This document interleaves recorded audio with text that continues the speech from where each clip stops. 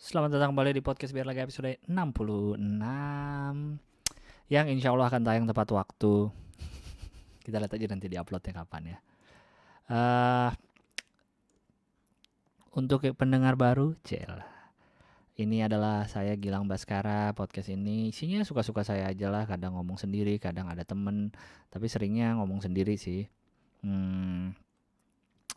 Isinya hanya curahan hati, mengeluarkan isi kepala, terus ya gitu aja. Biar lega ceritanya. Kayak gitu. Itulah kenapa judulnya Biar Lega. Jadi ya apapun isinya, bisa apapun ini gitu. Jadi siapa yang udah enak dengan COVID? Tentu semuanya sudah enak ya. Kayak sampai kapan ya anjing, kayak nggak jelas banget nih.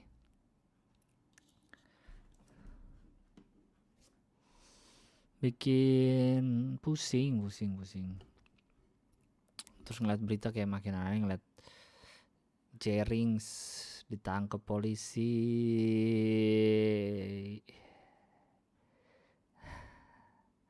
Nih ya, gue pun gak setuju juga dengan caranya Jerings yang mungkin terlalu kasar dalam mengucapkan pendapatnya. Tapi sampai dia di penjara menurut gue berlebihan gitu. Terlalu gitu. Masa sih sampai di penjara, ditangkap, terus lu lihat nggak foto-fotonya? Seperti biasa, kalau public figure yang masuk penjara harus dijadikan humas, sama seperti kalau public figure kena narkoboy, ya kan? Di borgol, polisi banyak yang ngawal. Wih, pokoknya keren banget deh. Sangat beda ya sama koruptor kalau masuk penjara atau pakai tahanan KPK, masih bisa dada-dada, tangan kadang tidak diborgol, masih santai. Beda sekali sama Jerings atau sama artis-artis yang narkoba. Ya yang mungkin ya emang narkoba mungkin dilarang, tapi kan dia merugikan diri sendiri aja gitu. Dia juga ngajak-ngajak orang, bukan bandar. Tapi dipermalukan, difoto, dijaga pakai sambil megang senapan bapak polisinya. Karena memang mereka bahaya sih ya dibanding sama koruptor yang bisa triliunan, miliaran, merugikan banyak rakyat. Rakyat banyak yang jadi miskin, jalanan banyak jelek, pendidikan banyak kurang karena dikorupsi. Tapi dijaganya santai. Bingung gak sih lo? Udah gitu yang lebih mengerikan lagi, Jerings kenanya pasal apa? Menghina atau pasal menyebarkan kebencian atau berita bohong atau hoax. Apa pasalnya? Kenanya adalah UU ITE ya. Karena bilang IDI alias Ikatan Dokter Indonesia kacung WHO. Ya, IDI kacung WHO, begitu kata beli Tengku Astina. Siapa nama aslinya Jerings? Ya itulah kata beli Jerings. IDI kacung WHO. IDI apa yang dilakukan IDI saat Jerings mempertanyakan riset, mempertanyakan virus, mempertanyakan penyakit, mempertanyakan bla bla bla bla bla bla tentang COVID, sampai akhirnya keluar statement IDI kacung WHO. Apakah WHO mengeluarkan data sanggahan, atau mengeluarkan data tandingan, atau mengeluarkan data-data yang sekiranya benar, mengeluarkan data-data yang untuk membantah pernyataan-pernyataan Jerings? Tidak. IDI malah melakukan UU ITE kepada, mengeluarkan kartu UU ITE kepada Jerings karena bilang IDI kacung WHO. Semakin banyak orang kena UU ITE, itu satu langkah semakin dekat kepada lu, kepada gua, kepada kita semua, kepada orang-orang terdekat lu untuk kena juga UU ITE ya. Itu memang UU paling gokil. Selama ada internet dan lain-lain, siap-siap kawan. Ini gue kasih tau ya, lu mendingan spam SMS dah. Yang suka nawarin judi, nawarin pinjaman online ke SMS orang, atau lu spam SMS menang PT Shopee menang 2 juta, menang 200 juta. Mending itulah, nggak ditangkep.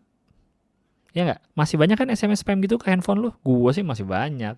Yang kayak gitu-gitu terus makmur. Tapi ITE seperti tidak melakukan apa-apa. ITE hanya digunakan untuk yang dihina-hina di internet. Aku tidak senang dia bilang aku goblok di internet. Aku kenakan jurus kartu ITE. Aduh.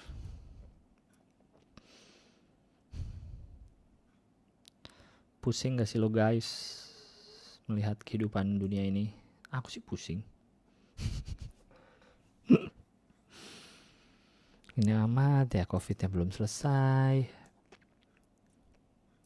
Gak jelas kapan selesainya.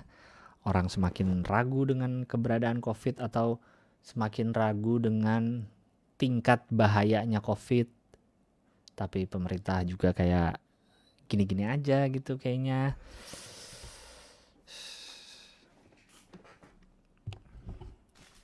Mana ya, sekarang orang sudah seperti diberi lampu hijau dengan adanya vaksin.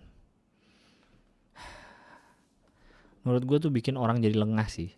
Otak kita jadi seakan, wow, vaksin akan ada. Aku, kita, semuanya, keluarga-keluargaku akan baik-baik saja.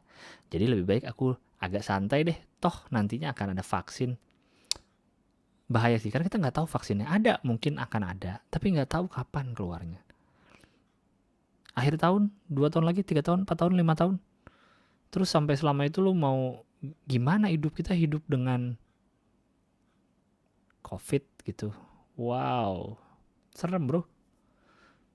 Mending kita prepare for the worst aja selalu. Otak nih selalu mikirnya yang paling parah gitu. Ini yang paling parah nih kalau COVID ada terus gimana? Kalau vaksin gak ada tuh gimana gua gitu loh. Karena kalau kita mikir vaksin akan ada, santai bro kita bro. Santai. Gak mikirin lagi. Serem ya? Ini serem banget sih, ini chaos ini. COVID ini sangat bikin chaos. Whether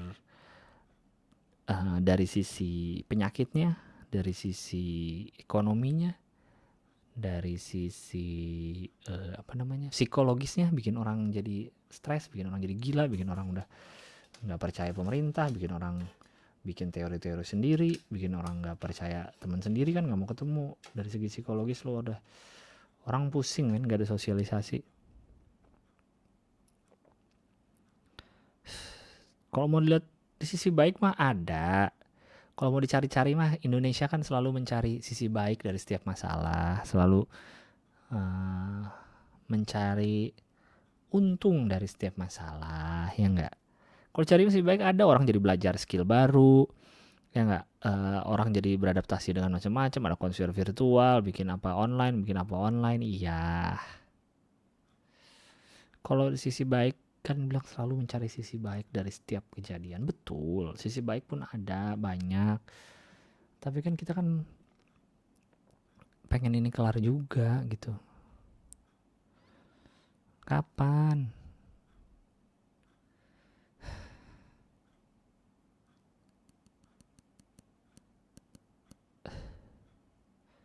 Pusing ya?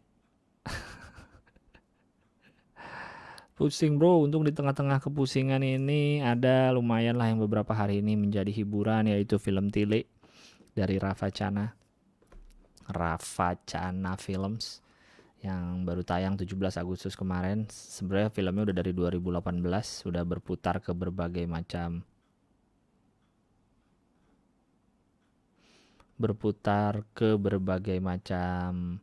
festival sampai akhirnya tayang di mana ini namanya, di YouTube-nya Rafa Chana.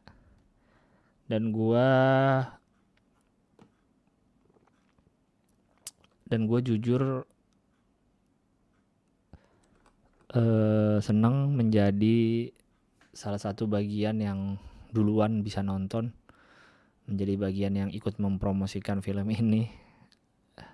Gue gak kenal sama orang di Ravacana, gue gak kenal sama Mas Wahyu sutradaranya, tapi mungkin karena waktu yang awal-awal pandemi kan gue sempet bikin thread film-film yang gue tonton di masa pandemi, baik itu di Netflix atau di Apple apa tuh, di iTunes yang gue beli di iTunes Store, yang gue sewa di iTunes, ataupun film-film pendek yang gue nemu-nemu di YouTube.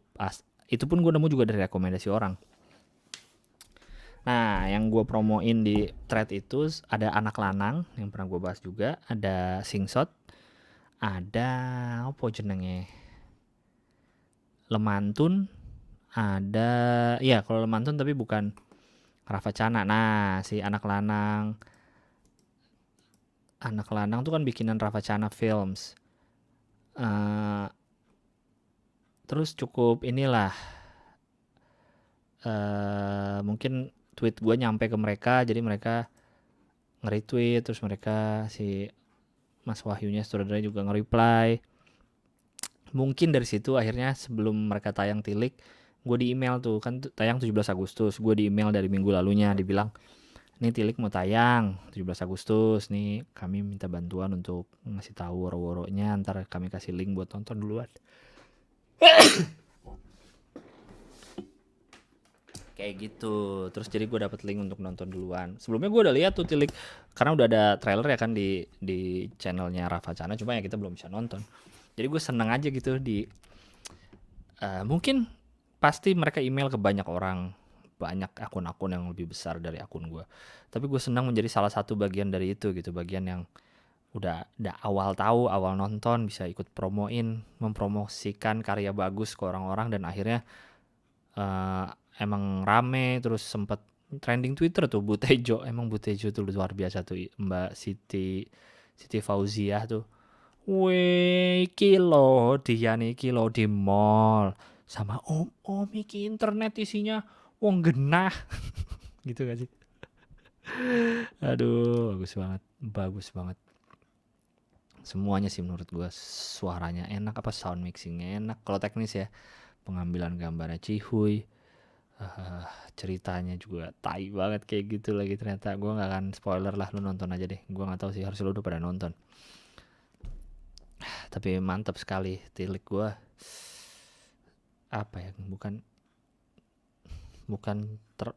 bukan pengen bikin film sih gue. Kalau gue suka, gue senang melihat angle-angle kamera yang bagus gitu. Gue senang sinematografi, gue senang banget ngeliat angle-angle yang unik-unik tuh, gue senang. Makanya gue suka Anak Lanang karena one take, film-film one take gue suka, film-film yang angle-nya aneh-aneh gitu gue suka. Ya, makanya nih si Tilik pun banyak shot yang dari atas truk tuh, lucu banget. Terus gue juga udah nonton behind the scene-nya, seru sih. Seru.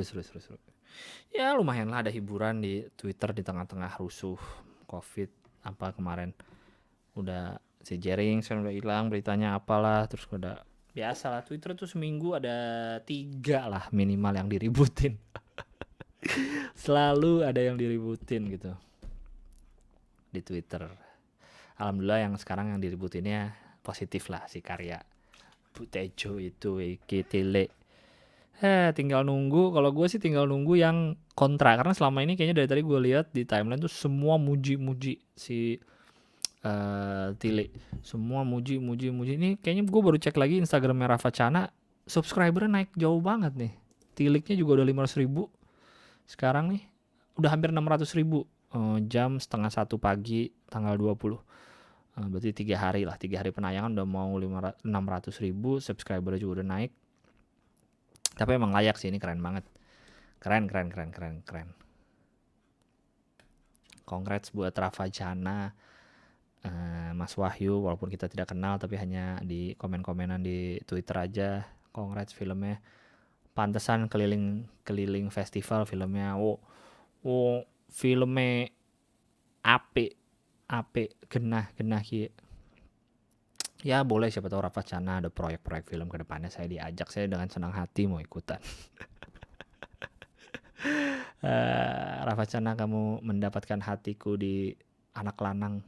Kau sudah mengunci hatiku di Anak Lanang, bagus banget. Jadi yang belum tonton lah tuh Tilik. Ntar gue kasih di linknya di description. Gak usah dikasih, cari sendiri lah.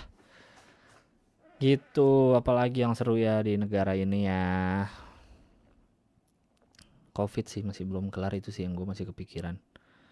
eh gue akuin gue udah setengah normal beraktivitas, kayak paling ke tempat gym, tapi tempat gym gue tuh semi outdoor dan gak banyak orangnya, paling 4-5 orang paling banyak. Jadi gue cukup meyakinkan kalau di situ aman buat gue, dan gue juga tetap sampai rumah masih rajin cuci tangan, mandi habis olahraga kayak gitu. Dan paling makan di luar sih, maksudnya kontak gue ke dunia luar tuh paling makan yang lumayan lah, lumayan sering makan di luar, itu pun ya nggak lama-lama makan.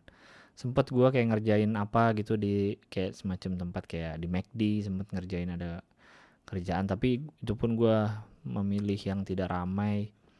Ya mungkin banyak yang nggak setuju dengan gue kenapa masih keluar, tapi gue sih tetap memastikan kalau aman lah, feeling gue tuh kayak aman lah, nggak rame banget, nggak sentuhan sama banyak orang, nggak sentuhan sama macem-macem kayak gitu sih. Semoga cepet kelar dah, asli gue nggak mau lihat yang makin orang makin apa ya, makin pusing dengan kerjaannya. Ya pekerja-pekerja seni kayak gua gini juga, kita kan nggak ada panggung lagi, nggak ada panggung yang biasa gitu yang normal. Kafe, band-band kafe sih gua yang ya penyanyi-penyanyi yang punya lagu sendiri apa, emang udah pasti banyak yang tetap banyak yang nanggep lah, dalam tanda petik tetap banyak yang manggil. Tapi kan band kafe mereka kan dari kafe gitu tampilnya, atau yang main di atrium mall gitu kan. Sekarang mallnya buka, tapi gue lihat-lihat baca-baca kemarin kan sempat ada akustikan apa digerebek. Main di mall apa nggak boleh, padahal kan nggak ada yang nonton juga jauh-jauh. Dengar cerita ada yang sampai jual, sedih gue kalau ngeliat orang sampai jual misalnya alat gitarnya atau alat musiknya. Tapi ya emang itu sih salah satu cara untuk hidup gitu, maksudnya lu barang-barang yang lu beli selama ini itu kan semua klisenya adalah tidak ada yang abadi ya, nggak, semua hanya titipan. Kalau gue sih cukup siap sih, ini barang-barang yang udah gue punya nih, misalkan kayak sepatu, mainan, apapun, itu sesuatu yang gue sayang, gue ngoleksi, gue punya duit emang nyari kayak gituan gitu, bisa beli kayak gituan. Tapi kalau akhirnya harus ada yang dijual atau harus ada yang di apa sih, gue nggak apa-apa sih sebenarnya. Tentu dengan layer-layer ya, misalnya ada yang peringkat 1 yang paling gue sayang yang jangan dijual, ya dimulai dari peringkat 10 dulu lah, apa yang gue nggak sayang untuk jual kayak gitu sih. Ya semua yang lu beli, semua yang lu itu ibaratnya investasi lah. Memang susah sih untuk memindsetkan diri untuk jangan terlalu attach sama barang gitu, attachnya sama orang lah, sama koneksi dengan orang itu, jangan jangan terlalu attach sama barang. Cuma emang susah untuk ngehilangkan mindset itu gitu, jangan terlalu attach sama barang, jangan, karena emang gampang banget kita attach sama barang, apalagi barang yang kita merasa sudah puluhan tahun punya atau ini dikasih sama siapa. Pasti kan kita juga sayang buangnya, maunya disimpan, maunya, tapi nih itu yang bikin orang jadi hoarder tuh, termasuk gue sih. Kalau gue seringnya kayak antar juga kepake, akhirnya simpan simpan simpan simpan bertahun-tahun, emang tidak akan kepake ternyata. Atau itu dibuang dari dulu atau dikasih orang gitu sih. Kasih orang kan, one man trash is another man treasure, itu sih. Dan ya gue mungkin orang udah bosen kali yang dengerin ini ngomongin soal box set. Udah, gue harus fix segera bikin video dan segera jual, gue udah terlalu sumpek di kamar, banyak benda-benda ini. Ya begitu, gue harap sih yang kalian masih pada bisa bertahan lah di pandemi ini gitu, yang anak sekolah, yang kerja, yang kantoran. Dan ini saat-saatnya, tau gak lu, kayak gue pas pandemi udah mulai kepikiran kayak buat apa ya kita punya banyak sepatu ya. Kos kaki gue udah jarang banget pakai sepatu keluar, seringnya sendal gue. Kos kaki banyak banget nggak kepake, paling pakai buat sepatu kos kaki yang olahraga doang, sepatu olahraga doang. Sepatu banyak, baju banyak banget nggak kepake ya nggak. Harusnya sih kalau gue bener nih, otak gue bener, harusnya sih gue merampingkan sih ini sekarang. Merampingkan baju, merampingkan sepatu, ngurang-ngurangin. Jadi setelah pandemi ya udah gue dengan gaya hidupnya segitu aja, jangan bertambah. Tapi kita lihat aja deh, apakah otak gue bener apa enggak. Harusnya, ya enggak sih? Harusnya mah belajar dari pandemi, salah satu pelajarannya yaitu ternyata kita nggak butuh sebanyak itu stuff. Kalau kayak materinya George Carlin tuh yang dia bahas soal apa namanya, things, soal barang gitu. Oke, baca email lah ya. Yang belum tahu, siapa tahu kalau mengirim email bisa ke podcastbiarlega@gmail.com. Insya Allah saya bacain, insya Allah saya respon. Kalau enggak, ya udahlah. Aduh, pegel juga nih. Hari ini gue lagi bangga nih, gue kayak gue nge-gym hari ini biasa, cuman gue naik sepeda. Jadi gue hari ini komuternya dengan sepeda. Gue kayak kembali lagi ke zaman-zaman 2012 sampai 2013 lah. Gue di Bandung masih lebih sering di Bandung. Dan gue 2011 sampai 2013 tuh gue full kemana-mana kalau sendiri ya. Gue naik sepeda. Dan gue jadi merasakan itu lagi, betapa nikmatnya bersepeda tuh, nikmat banget sih. Berat sih, keringetnya nggak enak. Cuma nggak tahu ada kenikmatan yang tidak bisa gue jelaskan apa gitu. Tentu kalau lihat nggak nikmat sih, di antara, apalagi di Jakarta ya, di antara motor, di antara polusi, di antara orang-orang yang tidak mau mengalah, tapi nggak tahu, enak aja gitu. Untuk yang masih berusaha jualan apa di masa pandemi, semangat ya guys. Gue tiba-tiba keingetan lagi banyak orang yang jualan, masih banyak orang yang jualan, jadi tenang aja. Kita akan lewatin, insya Allah, kalau masih ada umur. Oke. Merasa tua, ini email ya, baca email.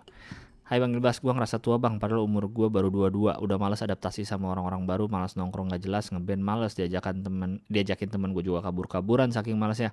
Musik hits zaman sekarang juga udah gak relate lagi, apalagi yang ini so asik gitu. Pacaran juga males-malesan, kayak buang-buang waktu sama duit aja. Jadi gue milih single, padahal gue tahu ada cewek yang deketin juga dan kode-kode gitu. Banyak orang bilang gue gak peka orangnya dan lain-lain. Biar gue kasih tahu ya, gue ini peka. Cuma gak peduli aja, kira-kira normal gak ya bang? Gue takut menjadi orang tua dini. Umurmu 22 sangat normal. Menurutku dari 20 ke atas lah. Gue 20 sampai maybe 24, 25. Itu adalah masa dimana lu merasa tidak ada gunanya di bumi ini. Jadi karena gue udah lewatin, gue kasih tahu aja ya. Walaupun sudah gue kasih tahu pun, nanti pas kalian ngalamin ini yang lagi umur rentang 20 sampai 25 itu ya, nanti kalau hal kayak gini datang pun kalian nggak akan siap juga. Walaupun si Gilang pernah ngomong nih, kalau umur segini adalah saat kita merasa malas dan tidak berguna. Aduh, aku harus siap. Tidak akan siap juga, karena itu akan munculnya secara pelan-pelan. Kalau tanjakan tuh nggak langsung curam, tapi tanjakannya dikit-dikit, tahu-tahu berat juga nih. Kalau sepedaan tuh berat juga nih nanjak gitu. Itu adalah umur dimana lu nggak males aja gitu, kayak malesnya kayak apa ya, nggak tahu masa depan lu mau ngapain. Tapi ini gue berdasarkan pengalaman, karena gue punya teman-teman yang dari masuk kuliah aja sudah tahu di masa depan aku ingin bekerja di sini gitu. Hebat sih itu. Gue juga tidak menyalahkan orang yang punya mindset seperti itu, tentu bagus. Tapi orang-orang kayak gue juga pasti banyak yang ini guna gue apa ya, gue lulus mau jadi apa ya, gue kayak cuma ngerepotin orang tua doang deh, gue kayak cuma ngerepotin orang lain deh, gue ngapain ya, gue malas deh ngerjain ini, malas. Itu menurut gue ini fasenya normal menurut saya. Tapi lu nggak usah, tapi bukan berarti lu jadi wah kata si Gilang normal nih, gue santai deh. Nggak bisa juga, lu harus lu nikmatin aja, lu lewatin. Gue nggak tahu deh kalau lu bisa mindset kalau bilang ini emang biasa umur segini, apakah itu akan membantu. Tapi ya menurut gue itu normal, jadi nikmatin aja lah prosesnya. Makasih bang sebelumnya, sehat selalu juga. Oke, kuliah umur 30-an. Jangan sebut nama dan email. Assalamualaikum Bang. Waalaikumsalam. Mau nanya pendapat, pandangan, masukan Bang untuk orang yang baru mulai kuliah S1 di umur 30. Menurut gue biasa aja sih. Santai kali, orang mulai sesuatu umur tua kayaknya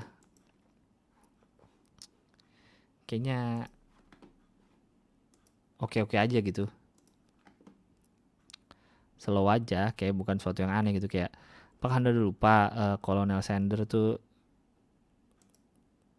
baru mulai KFC umur berapa? Udah tua setahu gue sih.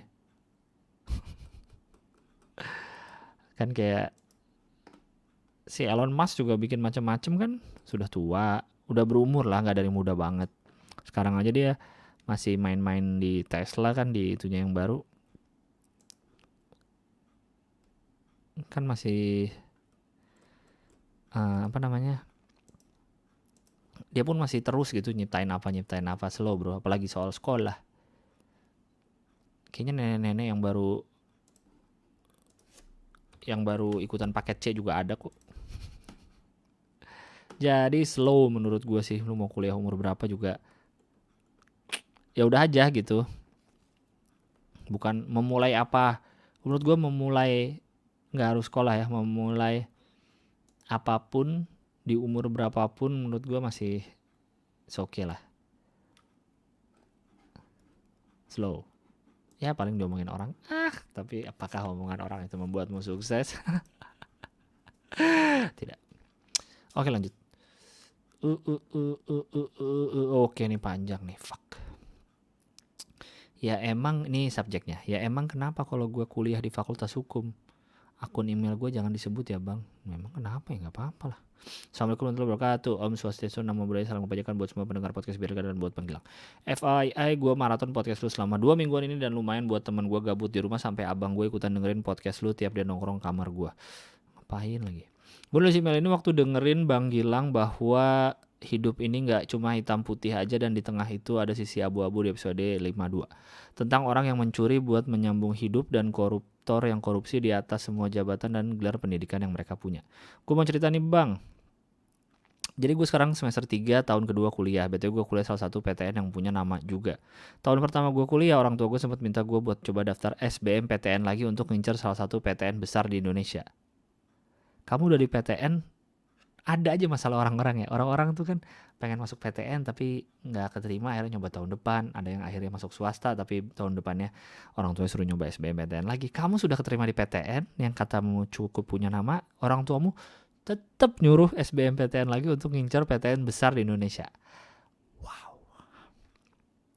Gue iain permintaan mereka dan mereka masukin gue ke bimbel. Jadi gue kuliah sambil bimbel. Nah di bimbel itu ada salah satu tutor yang emang nyambung waktu diajak ngobrol. Ya udah deh gue sering cerita tentang kehidupan tahun pertama gue kuliah.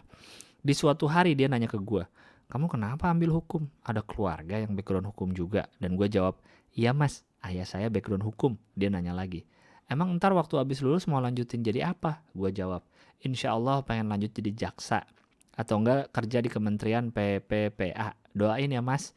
Nggak tahu gimana abis dia cerita panjang lebar tentang kehidupan kuliahnya dulu. Dia bilang lah, kamu berani banget ambil hukum dan kepengen jadi jaksa. Padahal kerjaan kayak gitu secara nggak langsung bikin kita nginjekin salah satu kaki di neraka loh. Saya setuju dengan tutor itu. Dengar itu dalam hati gue cuma membatin, hah? Maksud lu apa anjir? Terus dia cerita deh kenapa dia ngambil fakultas sama kerjaan dia kayak sekarang. Dan secara nggak langsung dia bisa artiin dan secara nggak langsung bisa diartiin biar hidupnya aman, kagak ada ancaman masuk neraka gitulah kurang lebih. Gue sebel tau bang waktu dia ngomong kayak gitu, kayak nggak relevan sama kerjaan dia sebagai tutor anak yang mau tes dan nggak mencerminkan kerangka berpikir orang yang pernah dapat pendidikan tinggi. Kenapa dia malah ngomongin suatu hal yang merendahkan pilihan orang lain di depan orang itu langsung? Emang pilihan dia doang yang top, lainnya mah beng-beng. Aduh. Emang dia udah yakin banget hidupnya suci tanpa dosa. Gue kuliah hukum nih niatnya bagus tahu. Gue pengen aja bantuin orang-orang yang belum bisa terakomodir hak-hak hukumnya. Salah satunya adalah orang-orang yang ada di titik abu-abu itu. Gue pengen bisa bantu mereka mendapatkan hak hukumnya dan bisa diadili secara adil di muka hukum. Terus nih ya, gak semua orang dengan background hukum tuh hidupnya banyak dosa anjir. Selama kuliah kita diajarin juga tentang penegakan hukum yang seharusnya diimplementasikan. Dan gue yakin semua perguruan tinggi ngajarin hal yang sama. Cuma beberapa oknum yang jumlahnya banyak aja yang bikin fakultas hukum kelihatan jelek. Tapi banyak orang yang langsung ngecap fakultasnya aja tanpa mikir panjang. Mungkin ini salah satu pembahasan gue di episode yang John Mayer yang merasa lebih baik dari orang lain. Itulah tutormu, merasa lebih baik dari kamu. Syukur gak lama gue dapet kelas tutor itu corona melanda, jadi gue gak perlu les tatap muka sama dia dan pembelajaran dialihin ke kantor pusat. So dia gak ngajar gue lagi, anjir sebel banget bang. Gue liat mukanya aja bawaannya pengen timpuk pakai KUHP Perdata, KUHD, KUHAP, dan KUHAP Perdata dan buku-buku lainnya. Udah bang, gue mau cerita aja, lumayan lega nih. Maaf ya bang kalau kepanjangan. Oh iya, gue mau bilang kalau gue curhat kesini karena di rumah gue gak ada temennya bang. Sehat terus bang Gilang dan keluarga serta pendengar podcast biar lega yang lagi dengerin dimanapun kalian berada. Jangan lupa buat pakai masker, jaga jarak, dan rajin cuci tangan. Terus kalau emang gak perlu banget jangan keluar-keluar rumah lah biar kurvanya melandai dan pandemi ini segera selesai. Amin. Udah sumpah gue kuliah online mulu. Anjing, gue kebayang sih kalau gue di saat kayak kalian nih lagi kuliah terus kena kayak gini, anjing, atau lagi SMA. Sorry itu nggak enak banget pasti, ya Allah. Kalian, menurut gue kalian nih yang SMP SD masih kekecilan ya, menurut gue nih kalian yang udah agak-agak remaja nih, kalian yang sekarang SMA dan kuliah online, kalian itu lebih kuat daripada orang-orang yang WFH yang udah ngantor terus harus di rumah. Ngantor ya udah, ini sekolah men, kalian harus harusnya kalian menjadi generasi 1 tahun nih, generasi corona nih, jadi generasi yang kuat sih, yang siap ngadepin apapun. Aduh, sukses selalu dan semoga dilancarin rezekinya bang. God bless you. Waalaikumsalam warahmatullahi wabarakatuh. Assalamualaikum warahmatullahi wabarakatuh. Waalaikumsalam. Ya gitulah, orang-orang kan suka. Ini adalah kasus simpel dari merasa lebih baik dari orang lain kayak gitu ya. Contohnya itu dia ngerasa ya kerjaan dia dan kuliah dia lebih bagus daripada fakultas hukum, ya udahlah, let them be. Biarkan dia senang dengan dunia di kepalanya sendiri. Jadi kamu sudah kuliah hukum di PTN dan kamu ngincer lagi hukum di PTN lain. Keren. Masalah orang emang ada-ada aja. Lu pasti punya temen dong dulu waktu SD yang dapat 90 nangis atau dapat 80 sedih karena biasa 100. Ada kan, masalah orang tuh aneh-aneh emang. Oke, lanjut. Seleksi masuk perguruan tinggi negeri. Wah, ini panjang juga nih. Jangan sebutin nama email dan namanya. Oke. Assalamualaikum Bang Gilang. Waalaikumsalam. Saya baru lulus SMA. Seperti calon maba lainnya, saya juga ikut seleksi masuk PTN. Singkat cerita, ada ujian mandiri salah satu PTN yang ujiannya daring gitu bang. Ujian daring di rumah masing-masing di laptop atau handphone yang diawasi lewat kamera. Jujur bang, gak ada kepikiran buat curang. Bukannya sok suci atau munafik bang. Waktu SMA pas UAS juga sering gitu nyontek-nyontek. Ya pelajar mana yang gak pernah curang kalau UAS pas di sekolah. Cuma ini kan nyangkut universitas, masa depan. Saya takut juga lah kalau curang, takut konsekuensinya gak dilolosin tes sama Tuhan. Jadi saya cari aman, mencoba jujur dan dengan persiapan yang lumayan cukup saya ngerjain walaupun soalnya beneran bikin pengen meninggal bang. Ntar minum dulu. Aduh.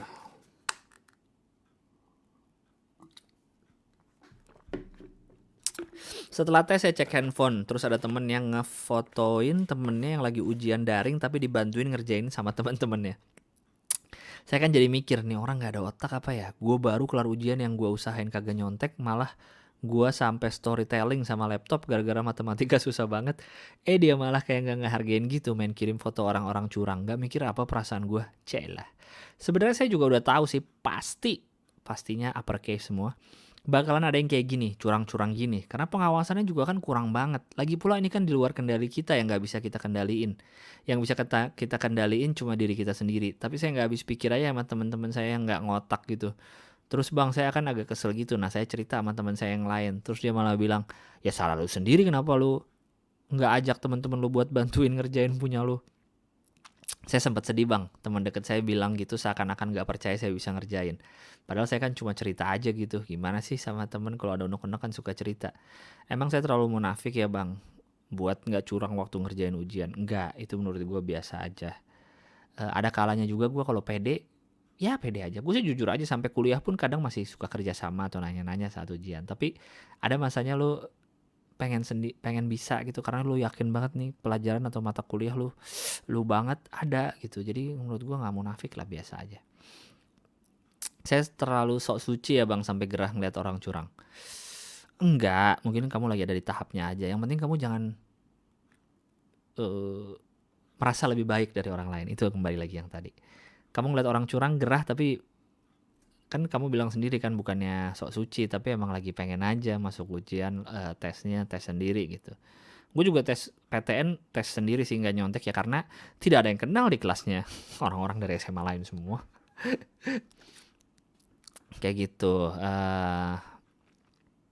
Wajar lah kesel tapi jangan sampai lo ngerasa yang penting tidak merasa lebih baik dari orang lah, dari orang yang tidak nyontek gitu. Toh kan lo juga suka nyontek, jadi menurut gue lo biasa aja, nggak sok suci. Soalnya mama pernah bilang kalau orang curang itu biasanya nggak selamat, kan saya jadi takut ya bang. Iya makanya tenang aja, semua udah ada rezekinya kok masing-masing, sudah ada yang ngatur. Cah ini episode kepercayaan. Oke, maaf ya bang kalau emailnya kurang rapi atau kepanjangan. Terima kasih udah bacain. Doakan aku lulus PTN yang aku impikan di 2020 ini. Aku ingin doain yang terbaik aja sih.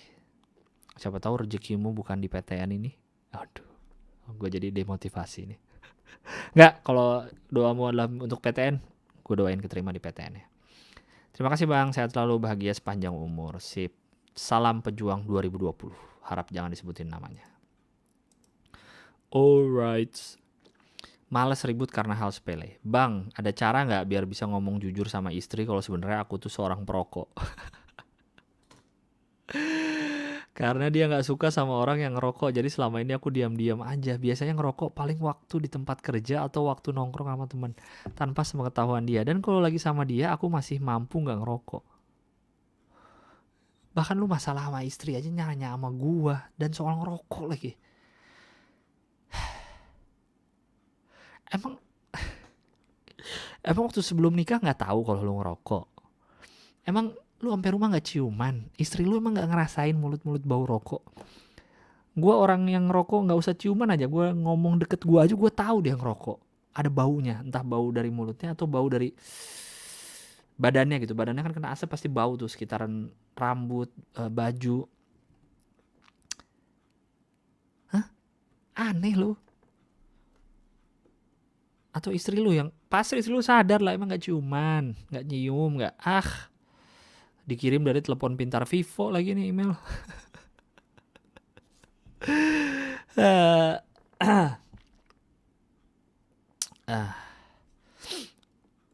Oke. Wah, ini panjang nih. Apa namanya? Apa tuh namanya? Subjek emailnya fuck open minded. Asik. Fucknya pakai tanda bintang, U-nya jadi disensor, open mindednya dalam tanda petik. Halo bang, aku Panda dari penduduk Pondok Esa Ciseke Besar Jatinangor. Wis, orang Jatinanger. Karena ini podcast biar lega, jadi aku pengen ngutarin isi pikiran aku biar lega. Aku mau ngomongin soal podcaster yang mengkampanyekan free sex, baik secara terang-terangan maupun tersirat, sama yang bilang virginity itu nggak penting. Pakai emoticon fuck. Wush. Dalam suatu hubungan yang kalian bilang katro, tentu yang diutamakan adalah perasaan dan pemikiran. Setelah dua hal itu klop, baru mulai mempertimbangkan kondisi finansial, keluarga pasangan, dan sexual things. Jadi sexual things itu nggak penting. Ini huruf kapital semua ya.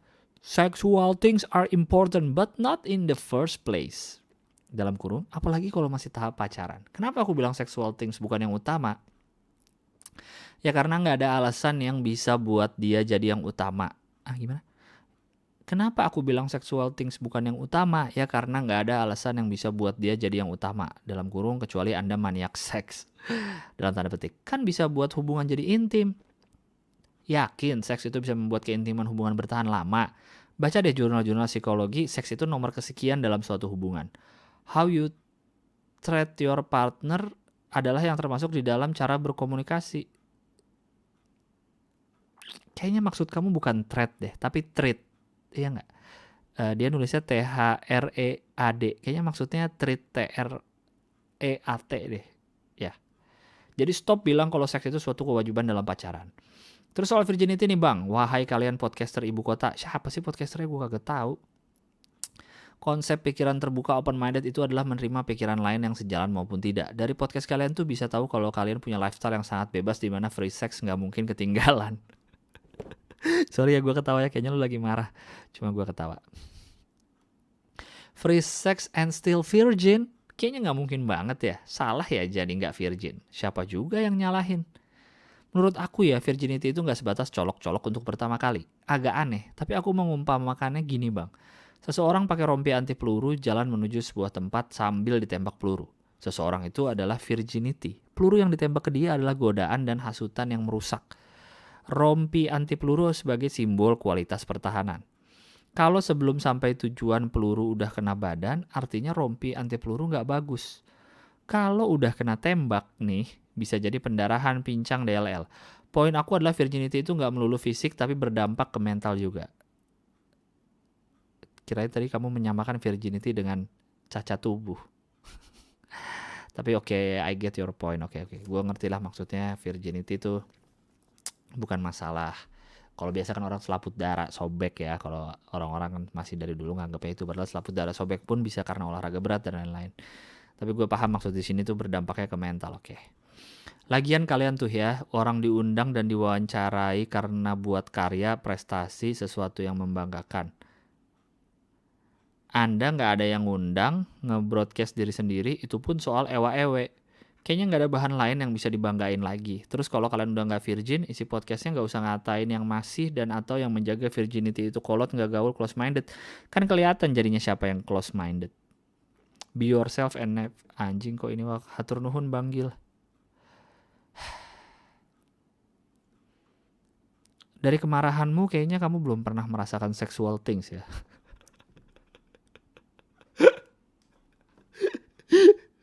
Enggak bercanda. Siapa tadi namamu Panda? Enggak. Atau mungkin kamu pernah merasakan sexual things tapi tidak enak. Jadi kamu mengeluarkan unek-unek seperti ini. Enggak lah. Enggak apa-apa lah, ini gue mah ngetawain aja. Orang lu email ke gue, suka-suka gue dong mau diapain. Tapi gue paham poin lo. Intinya ini sebenarnya kayaknya banyak permasalahan di bumi ini kembali pada merasa lebih baik dari orang lain. Kadang yang bilang virginity nggak penting, yang punya kehidupan yang bebas itu merasa lebih baik dari yang menjaga virginity, yang ngerasanya ya tapi nanti kalau pas malam pertama kaget gimana kalau nggak pernah. Itulah gunanya sebelum nikah, biar tahu, jadi pas malam pertama nggak ini. Tapi kadang juga orang yang merasa virginity penting, yang menjaga virginity, yang menjauhkan diri dari sexual things, kadang juga merasa dia lebih baik daripada yang tadi yang hidup. Kebalikan lah, vice versa semuanya. Oke, gue paham dengan kemarahan lu di email ini, tapi memang orang-orang kayak gitu merasa open minded dan itu paling benar. Itu pun gue juga agak kurang serak tuh sama orang yang menganggap dirinya open minded tapi tidak mau nerima pendapat orang lain. Ini mungkin ada salahnya di situ, tapi ya mungkin cara penyampaian mereka nih, si podcaster yang gue nggak tahu siapa ini maksud lo, mungkin cara penyampaiannya salah sehingga membuat yang denger mengesankan anjing ngerasa keren banget sih lu seks bebas. Padahal menurut gue orang yang ngelakuin seks bebas tuh ada miliaran di seluruh dunia ini. Bukan sesuatu yang aneh dan bukan sesuatu yang bisa dibanggakan kalau menurut gue ya, karena itu hal biasa di muka bumi ini gitu. Gue bukan bilang nanti seorang komika Gilang bilang seks bebas itu hal biasa. Wow, kacau sekali moralnya. Enggak, maksudnya bukan ke situ, tapi lu paham lah maksudnya lah. Gitulah, enggak usah dibangga-banggain. Mau lu virgin juga enggak usah terlalu dibanggain. Lu enggak virgin, enggak usah dibanggain juga intinya. Wes biasa. Wes meneng gitu loh. Oke, lanjut. Udah berapa lama ya? 44 menit nih, email terakhir deh ya. Tas Siaga Bencana, alamat email jangan dibaca bang. Halo Bang Gilbas, apa kabar? Semoga sehat ya. Aku nggak yakin Bang Gilbas tahu ini, tapi tanggal 13 Juli kemarin sebenarnya ada bencana banjir bandang di Masamba, Sulawesi Selatan bang. Saya tahu dan itu serem banget sih, gue liat videonya. Semoga yang dengerin, kalau ada yang di Masamba, kalau ada yang kena banjir, semoga segera pulih baik mentally dan physically, segera bisa, semoga yang barang-barang berharga bisa terselamatkan, semoga psikologis yang penting bisa enak lagi. Keadaan sekarang masih was-was gitu walau udah hampir sebulan setelah bencana. Soalnya Selasa kemarin, air salah satu sungai kembali meluap. Meski nggak separah banjir bandang yang pertama sampai bawa lumpur dan kayu.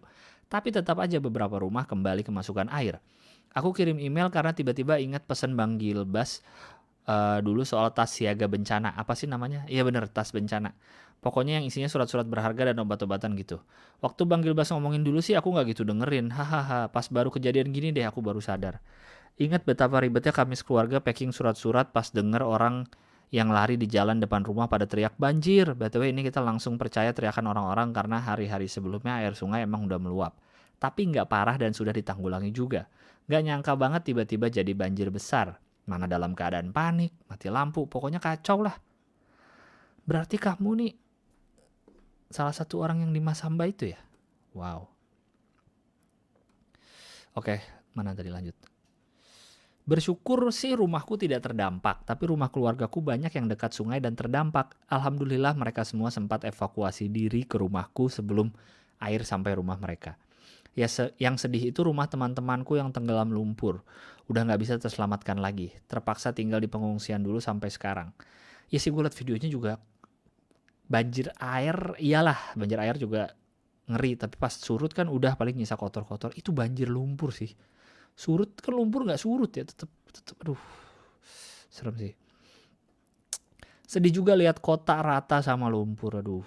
Soalnya ada 2 sungai yang airnya meluap dan salah satu sungai itu posisinya persis di tengah kota. Jadi view kalau kita duduk di taman kota gitu deh. Oke. Waktu hari pertama setelah kejadian aku jalan kaki buat nengok keadaan sekitar sungai tengah kota ini. Ini emang mesti jalan kaki soalnya air masih ngalir selutut di jalanan.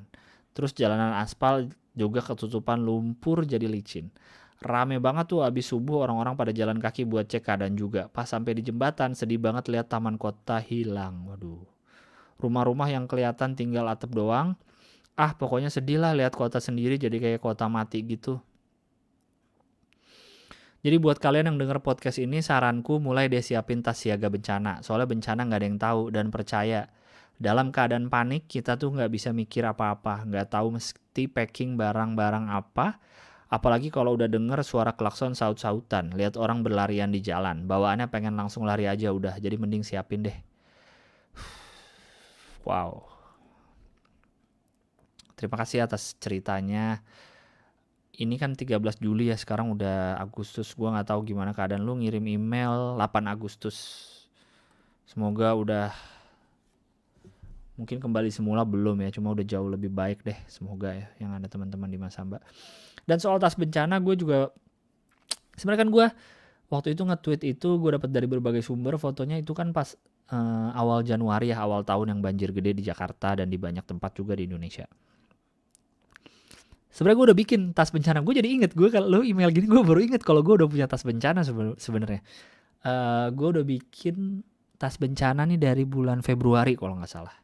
Dari bulan Februari gue udah bikin, gue bahkan beli tas baru untuk tas bencana ini. Jadi gue tidak mengurangi tas yang gue punya sekarang. Gue beli tas baru yang khusus gue taruh di lemari bawah nih untuk menjadi tas bencana. Tapi surat-surat pentingnya nggak ada, belum dimasukin karena kan surat-surat penting masih dipakai sekarang kan. Tapi surat-surat pentingnya tuh udah di satu map. Jadi kalau amit-amit kejadian apa-apa, gue bisa ambil map itu, gue ambil tasnya, insya Allah aman. Gue udah pengen share sih tas bencana gue di Twitter, cuma lupa mulu mau share tas bencana gue. Isinya apa aja nanti deh ya, habis ini besok-besok gue share isi tas bencana gue apa aja. Siapa tahu bisa menjadi inspirasi dan bisa ditiru lah, walaupun menurut gue tas bencana gue masih agak kurang bener sih, karena kalau gue baca-baca tas bencana itu paling nggak bisa menghidupi kita sampai 72 jam. Sampai 72 jam ke depan. Berarti 3 hari ya, bisa sampai 3 hari. Kalau gue lihat-lihat sih tas gue kayaknya cuma kuat sampai 2 hari deh. Atau 1 hari setengah, karena kayak aqua 1,5 liter gue cuma naruh 1. Karena takut jadi berat banget kalau bawa aqua banyak. Cuma katanya gitu sih, paling nggak bisa hidup kita 72 jam. Isinya gue ada obat-obatan, ada kaos, ada alat mandi, ada snack-snack kayak crackers, biskuit, Mari Regal gitu-gitulah yang tahan lama. Nanti gue share deh di Twitter, oke? Siapa tahu ada yang mau tahu tas bencana gue. Dan menurut jangan lupa teman-teman ya, walaupun mungkin seumur hidupnya nggak pernah kena bencana rumahnya kayak gue nih, gue alhamdulillah seumur hidup di rumah gue ya tidak pernah, di rumah gue yang di Jakarta ini tidak pernah merasakan banjir atau kebakaran atau apalah, amit-amit gitu nggak pernah. Tapi karena yang banjir Jakarta terakhir tuh, walaupun gue nggak kena, gue siapin aja tas bencana ada. Jadi teman-teman yang baca denger cerita teman kita ini yang di Masamba, semoga bisa lah bikin tas bencana, dicicil aja isinya gitu. Yang penting satu tas yang kalau lu sekali ambil nih, kalau amit-amit kejadian sesuatu, lu tinggal otak lu ke tas itu ambil, bet, udah. Yang penting udah ke bawah semua. Kayak gitu. Oke. Udah, sekian email lagi. Sekian baca-baca email dan sekian podcast Biar Lega episode 66 ini. Terima kasih yang sudah mendengarkan, akan segera gue upload, oke? Stay healthy. Ini kata-kata motivator sih, tapi gue yakin lewat lah ini semua lah, kita lah berhasil melewati. Gue tidak mau terdengar seperti motivator, tapi bareng-bareng lah, saling bantu. Kalau ada temen yang jualan dibantu, kalau apa, gitulah, lu ngerti lah, oke? Sampai jumpa di episode berikutnya.